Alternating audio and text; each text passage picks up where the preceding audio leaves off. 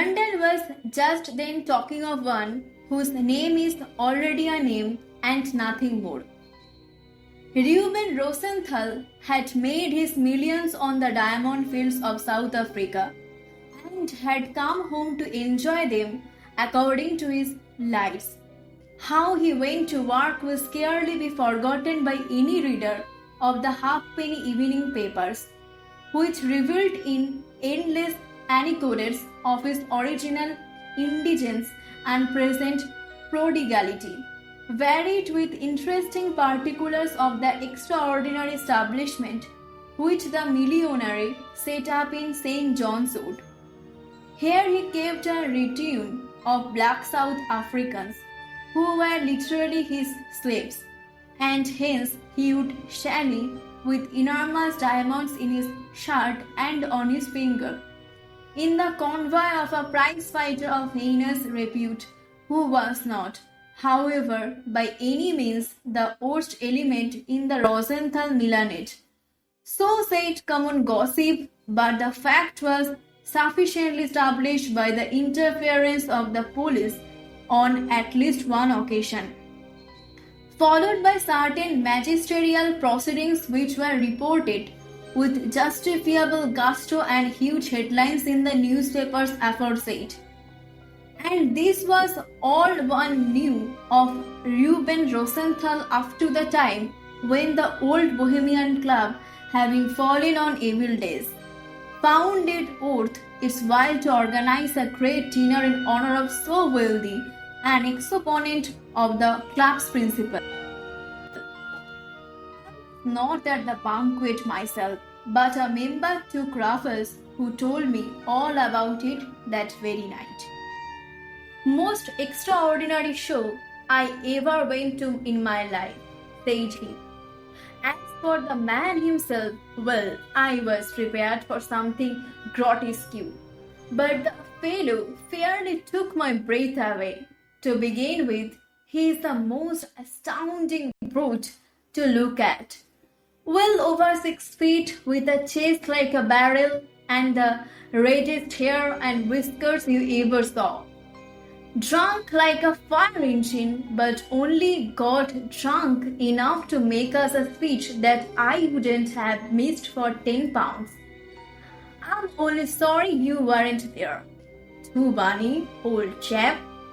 I began to be sorry myself, for Raffles was anything but an excitable person, and never had I seen him so excited before. Had he been following Rosenthal's example? His coming to my rooms at midnight merely to tell me about his dinner was in itself enough to excuse a suspicion which was certainly at variance with my knowledge of A.G. Raffles. What did he say? I inquired, mechanically diving some subtler explanation of this visit and wondering what on earth it could be. Say, cried Raffles. What did he not say? He boasted of his rise, he bragged of his riches and blackguarded society for taking him up for his money and dropping him out of sheer pique and jealousy because he had so much. He mentioned names too, with the most charming freedom, and sure he was as good a man as the old country had to show. Paced the old Bohemians. To prove it, he pointed to a great diamond in the middle of his shirt front with a little finger loaded with another just like it. Which of our bloated princes could show a pair like that? As a matter of fact, they seemed quite wonderful stones with a curious purple gleam to them that must mean a pot of money.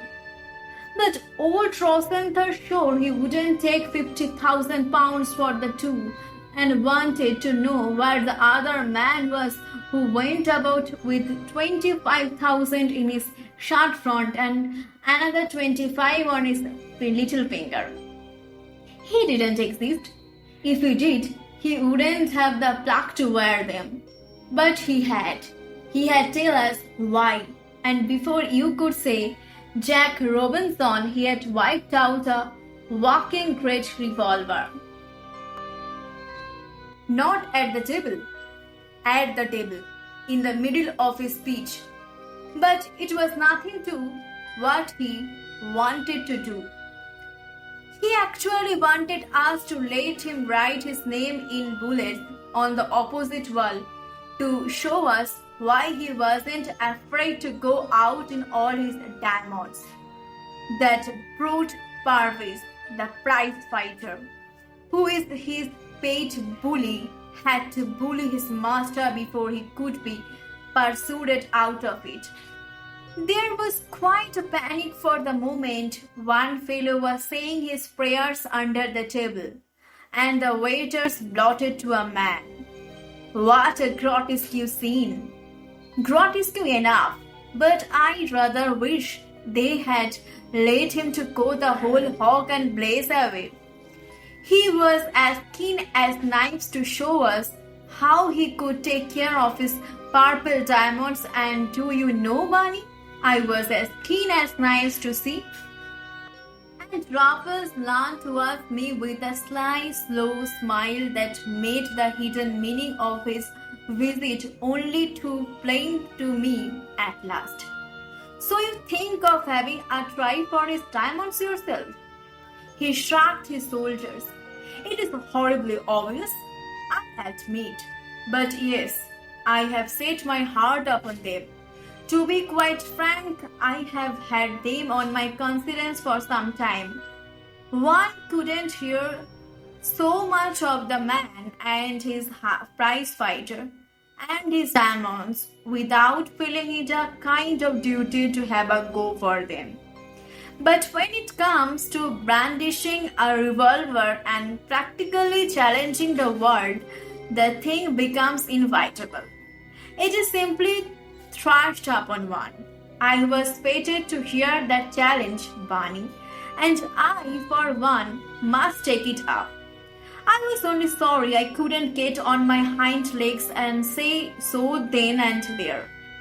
Well, I said, I don't see the necessarily as things are with us, but of course I am your man.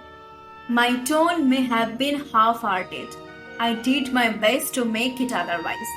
But it was barely a month since our Bond Street exploit, and we certainly could have afforded to behave ourselves for some time to come. We had been getting along so nicely.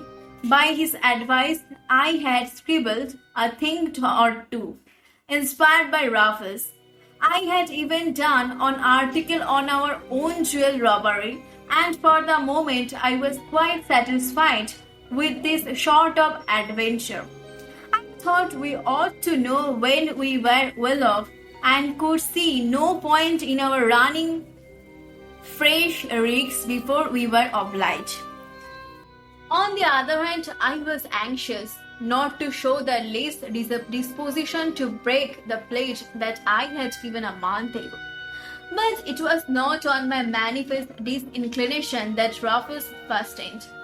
Necessity, my dear Bunny. Does the writer only write when the wolf is at the door? Does the painter paint for bread alone? Must you and I be driven to crime like Tom of Bow and Dick of Whitechapel? You pain me, my dear chap. You needn't laugh, because you do.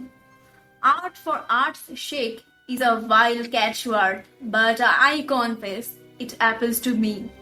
In this case, my motives are absolutely pure. For I doubt if we shall ever be able to dispose of such peculiar stones. But if I don't have a try for them, after tonight, I shall never be able to hold up my head again. His eye twinkled, but it glittered too. We shall have our work cut out, was all I said. And do you suppose I should be keen on it if we hadn't? Cried Raffles. My dear fellow, I would rob St. Paul's Cathedral if I could. But I could no more scoop a till when the shop worker wasn't looking than I could bag the apples out of an old woman's basket. Even that little business last month was a sordid affair, but it was necessary, and I think its strategy redeemed it to some extent. Now there are some credit and more sport in going where they boost their on their card against you. The Bank of England, for example, is the ideal crib, but that would need half a dozen of us with years to give to the job. And meanwhile, Ruben Rosenthal is high enough game for you and me. We know he's armed. We know how Billy Purvis can fight. It'll be no soft thing, I grant you. But what of that? My good bunny, what of that? A man's reach must exist his crafts, dear boy. Or what the dickens is a heaven for? I would rather we didn't exist ours just yet. I answered laughing, for its spirit was irresistible, and the plan was growing upon me, despite my qualms. Trust me for that, was his reply. I will see you through. After all, I expect to find that the difficulties are nearly all on the surface. These fellows both drink like the devil, and that should simplify matters considerably. But we shall see, and we must take our time. There will probably turn out to be a dozen different ways in which the thing might be done, and we shall have to choose between them. It will mean watching the house for at least a week. In any case, it may mean lots of other things that will take much longer. But give me a week and I will tell you more. That's to say, if you are really on. Of course I am, I replied indignantly. But why should I give you a week? Why shouldn't we watch the house together? Because two eyes are as good as four and take up less room. Never hunt in couples unless you are obliged. But don't you look offended, Bunny. There will be, yes, there will be plenty for you to do when the time comes. That I promise you. You shall have your share of the fun, never fear, and a purple diamond all to yourself if we are lucky. On the whole, however, this conversation left me less than lukewarm, and I still remember the depression which came upon me when Raffles was gone.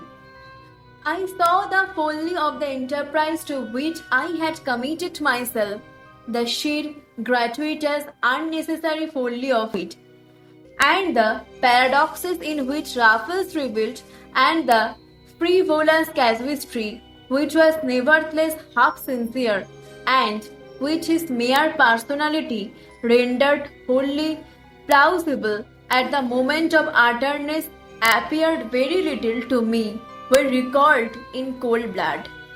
I admired the spirit of pure mischief in which he seemed prepared to risk his liberty and his life, but I didn't find it an infectious spirit on calm reflection. Yet the thought of withdrawal was not to be entertained for a moment. On the contrary, I was impatient of the delay ordained by Raffles, and perhaps no small part of my secret disaffection came of his galling determination to do without me until the last moment. It made it no better that this was characteristic of the man and of his attitude towards me. For a month we had been, I suppose, the thickest thieves in all London, and yet our intimacy was curiously incomplete. With all his charming frankness, there was in Raffles a vein of capricious reserve which was perceptible enough to be very irritating. He had the instinctive secretiveness of the inveterate criminal. He would make mysteries of matters of common concern. For example, I never knew how or where he disposed of the Bond Street jewels, on the process of which we were both still leading the outward lives of hundreds of other young fellows about town. He was consistently mysterious about that and other details, of which it seemed to me that I had already earned the right to know everything. I could not but remember how he had let me into my first felony by means of a trick, while yet uncertain whether he could trust me or not. That I could no longer afford to resent, but I did resent his want of confidence in me now. I said nothing about it, but it rankled every day, and never more than in the week that succeeded the Rosenthal dinner. When I met Raffles at the club, he would tell me nothing. When I went to his rooms, he was out or pretended to be. One day he told me he was getting on well, but slowly it was a more ticklish game than he had thought. But when I began to ask questions, he would say no more. Then and there, in my annoyance, I took my own decision